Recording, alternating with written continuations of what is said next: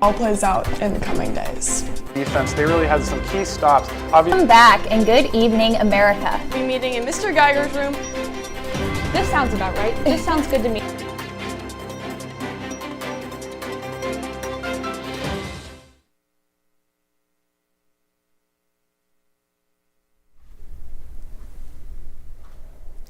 Good afternoon, Pioneers. Today is Thursday, January 14th. I'm Lauren Barrand. And I'm Ryan Hess, and this is your weekly news show. Starting off with our COVID-19 update, the U.S. is adding on average more than 271,000 new cases per day, according to the data from Johns Hopkins University. Johns Hopkins data also confirmed we have a record for deaths in a week for a consecutive day at 22,676. At this rate, an American dies every 27 seconds. Cases in a week are the second worst on record, at 1,710,110. These devastating numbers are a harsh reminder of the importance of taking precautions to not only keep yourself but others safe.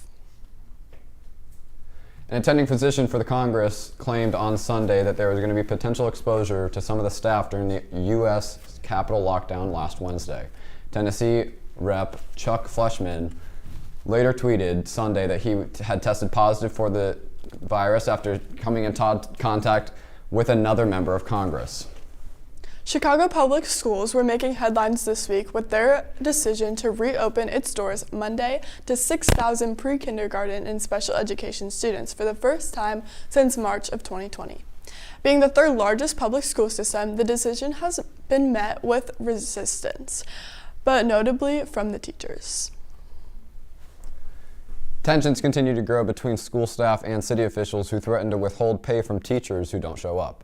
Despite resistance, Mayor Lori Lightfoot stated that she is determined to reopen schools Monday, starting a phased return to in-person learning, and that city officials are, quote, doing everything they can to place safety at this pandemic front and center, end quote.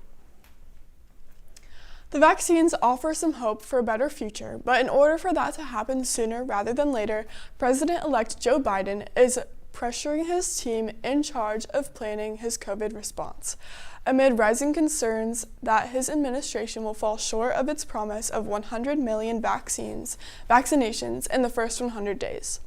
It is clear Biden is growing frustrated, including one instance where Biden conveyed to COVID coordinator Jeff Zients and his deputy Natalie Quillman that their team was underperforming. Speaking of Joe Biden and his future as president, he is set to be inaugurated on January 20th. Last Friday, President Donald Trump's team announced that Trump would no longer be attending Biden's inauguration. Trump is not the first outgoing president to skip inauguration of his successor. According to the White House Historical Association, the others were President John Quincy Adams, and Andrew Jackson. By a press conference on Friday, Biden said that he agreed Trump should not attend the inauguration. Since the beginning of the Trump presidency, Twitter has been a main form of communication between President Trump and citizens and fellow government officials. Last Friday, following the Capitol Hill protest, Trump's Twitter was banned.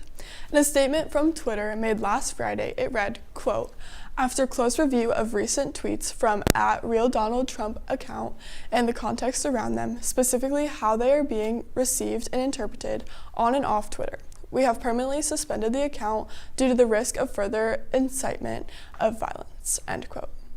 Twitter then went on to say that it had made rules very clear and includes a comprehensive analysis of the policy enforcement and approach in this case. Yesterday, Congress saw an historic day as the House voted to impeach the sitting president for the second time. Following the article of impeachment introduced Monday accusing President Trump of inciting an insurrection last week at the Capitol Hill protests and riots, after the House debated for hours, the final tally came to 232 for, 197 against, with 10 Republicans voting to impeach the president. This now goes on to the Senate to begin the process of holding a trial on whether to convict the president and banning him from running for any office ever again. The Senate will reconvene the day before Inauguration Day, so that won't happen until then.